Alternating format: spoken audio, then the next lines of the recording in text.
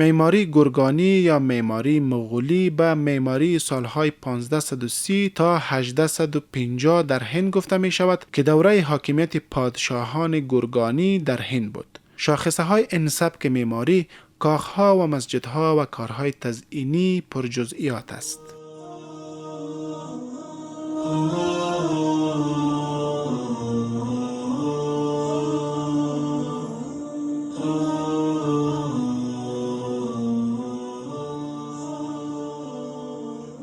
اصلا این معماری مغولی این نشأت میگیرد از دوره تیموریان هرات.